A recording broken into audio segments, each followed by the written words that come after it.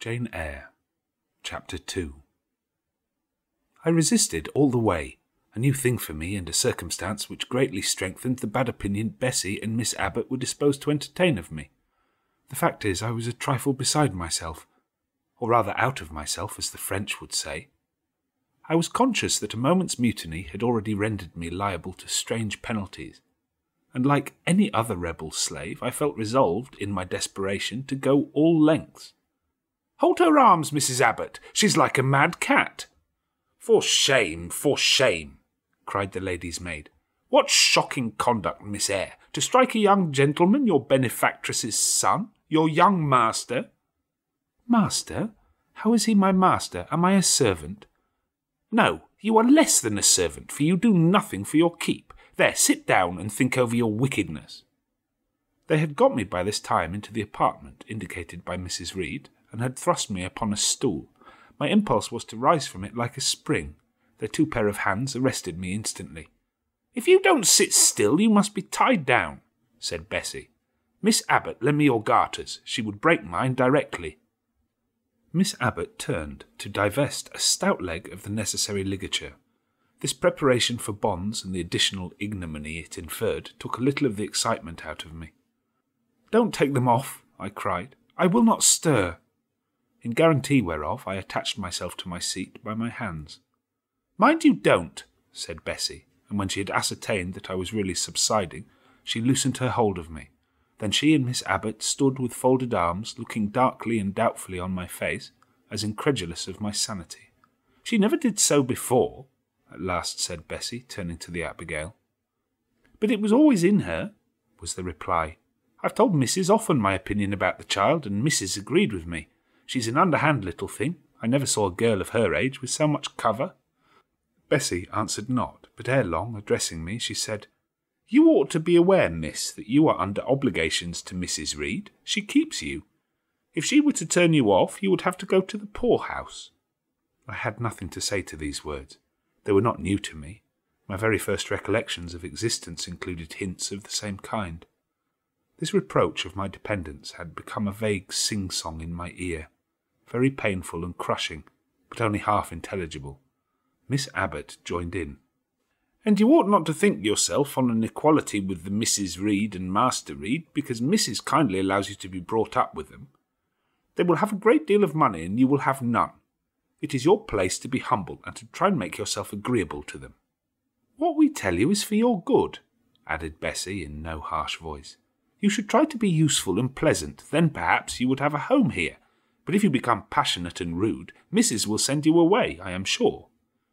"Besides," said Miss Abbot, "God will punish her. He might strike her dead in the midst of her tantrums, and then where would she go? Come, Bessie, we will leave her. I wouldn't have her heart for anything. Say your prayers, Miss Eyre, when you are by yourself, for if you don't repent, something bad might be permitted to come down the chimney and fetch you away." They went, shutting the door and locking it behind them. The Red Room was a square chamber, very seldom slept in. I might say never, indeed, unless when a chance influx of visitors at Gateshead Hall rendered it necessary to turn to account all the accommodation it contained.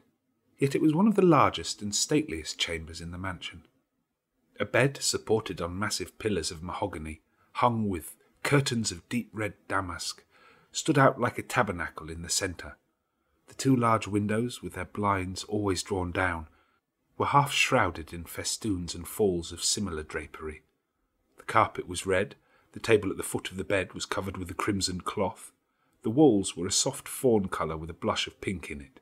The wardrobe, the toilet table, the chairs were of darkly polished old mahogany. Out of these deep surrounding shades rose high and glared white the piled-up mattresses and pillows of the bed, spread with a snowy Marseille counterpane. Scarcely less prominent was an ample cushioned easy-chair near the head of the bed, also white, with a footstool before it, and looking, as I thought, like a pale throne. This room was chill because it seldom had a fire. It was silent because remote from the nursery and kitchen. Solemn because it was known to be so seldom entered. The housemaid alone came here on Saturdays to wipe from the mirrors and the furniture a week's quiet dust, and Mrs. Reed herself at far intervals visited it to review the contents of a certain secret drawer in the wardrobe where were stored divers parchments, her jewel casket, and a miniature of her deceased husband.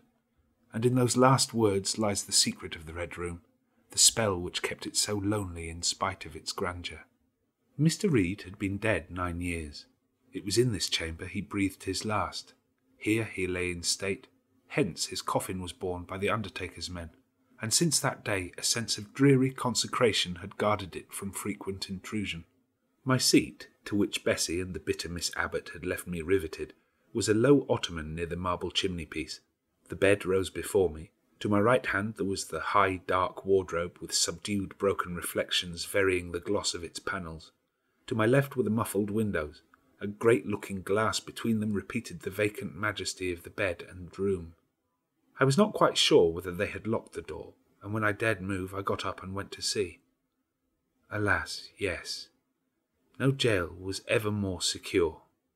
Returning, I had to cross before the looking-glass. My fascinated glance involuntarily explored the depth it revealed.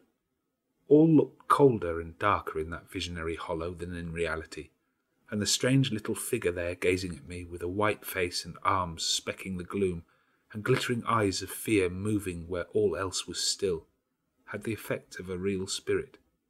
I thought it like one of the tiny phantoms, half fairy, half imp, Bessie's evening stories represented as coming out of lone ferny dells in moors, and appearing before the eyes of belated travellers. I returned to my stool. Superstition was with me at that moment, but it was not yet her hour for complete victory. My blood was still warm. The mood of the revolted slave was still bracing me with its bitter vigour. I had to stem a rapid rush of retrospective thought before I quailed to the dismal present. All John Reed's violent tyrannies, all his sister's proud indifference, all his mother's aversion, all the servant's partiality, turned up in my disturbed mind like a dark deposit in a turbid well.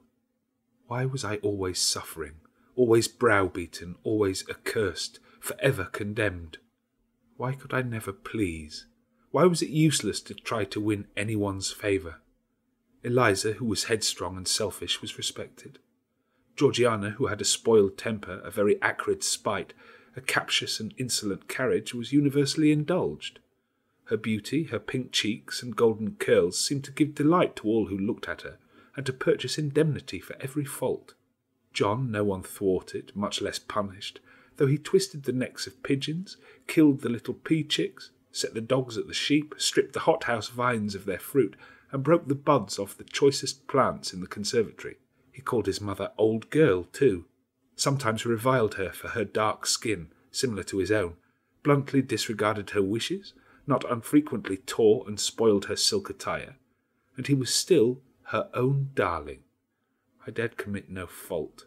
I strove to fulfil every duty, and I was termed naughty and tiresome, sullen and sneaking, from morning to noon, and from noon to night.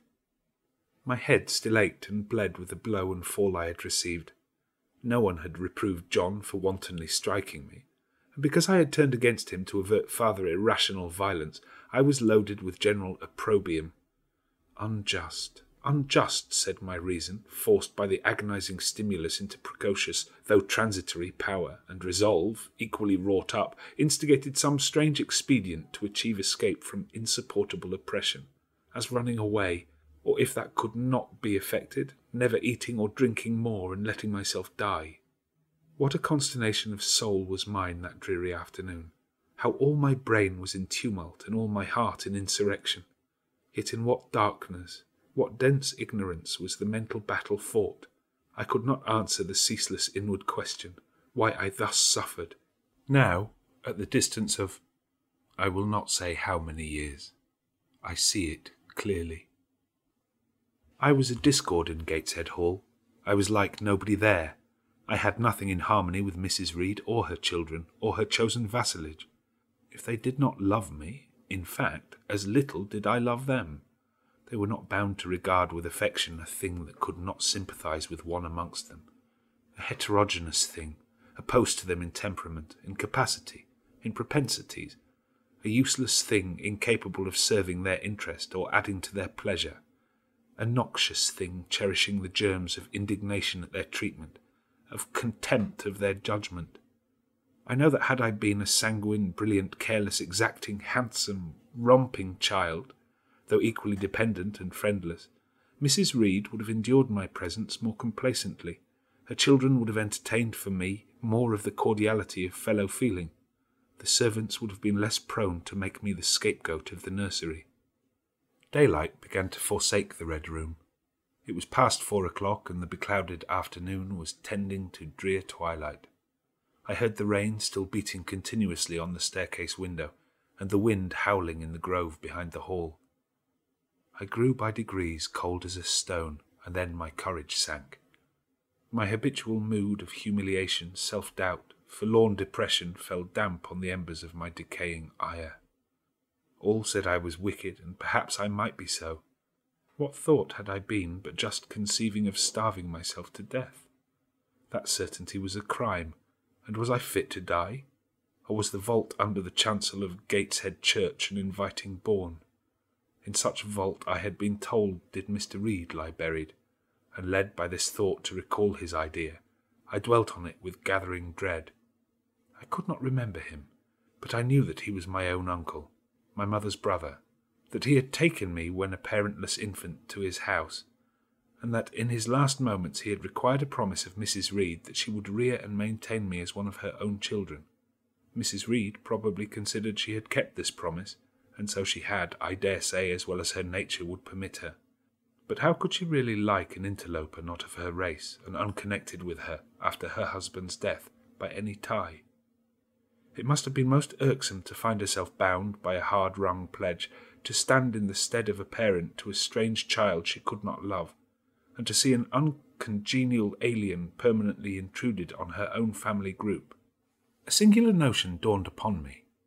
I doubted not, never doubted, that if Mr. Reed had been alive he would have treated me kindly, and now as I sat looking at the white bed and overshadowed walls, occasionally also turning a fascinated eye towards the dimly gleaming mirror, I began to recall what I had heard of dead men, troubled in their graves by the violation of their last wishes, revisiting the earth to punish the perjured and avenge the oppressed, and I thought Mr. Reed's spirit, harassed by the wrongs of his sister's child, might quit its abode, whether in the church vault or in the unknown world of the departed, and rise before me in this chamber.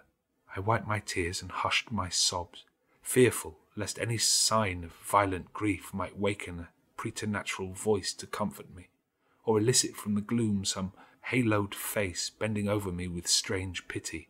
This idea, consolatory in theory, I felt would be terrible if realized. With all my might I endeavoured to stifle it. I endeavoured to be firm. Shaking my hair from my eyes, I lifted my head and tried to look boldly round the dark room. At this moment a light gleamed on the wall. Was it, I asked myself, a ray from the moon penetrating some aperture in the blind? No, moonlight was still, and this stirred while I gazed. It glided up to the ceiling and quivered over my head. I can now conjecture readily that this streak of light was, in all likelihood, a gleam from a lantern carried by someone across the lawn. But then, prepared as my mind was for horror, shaken as my nerves were by agitation, I thought the swift darting beam was a herald of some coming vision from another world. My heart beat thick, my head grew hot. A sound filled my ears which I deemed the rushing of wings. Something seemed near me. I was oppressed, suffocated. Endurance broke down. I rushed to the door and shook the lock in desperate effort. Steps came running along the outer passage. The key turned. Bessie and Abbot entered. "Miss Eyre, are you ill?" said Bessie. "What a dreadful noise! It went quite through me," exclaimed Abbot. "Take me out. Let me go into the nursery," was my cry. "What for? Are you hurt? Have you seen something?" again demanded Bessie. "Oh, I saw a light and I thought a ghost would come." I had now got hold of Bessie's hand, and she did not snatch it from me. "She has screamed out on purpose," declared Abbot in some disgust. "And what a scream! If she had been in great pain, one would have excused it, but she only wanted to bring us all here. I know her naughty tricks." "What is all this?" demanded another voice peremptorily, and Mrs. Reed came along the corridor, her cap flying wide, her gown rustling stormily. "Abbot and Bessie, I believe I gave orders that Jane Eyre should be left in the Red Room till I came to her myself." "Miss Jane screamed so loud, ma'am," pleaded Bessie. "Let her go," was the only answer. Loose Bessie's hand, child. You cannot succeed in getting out by these means, be assured.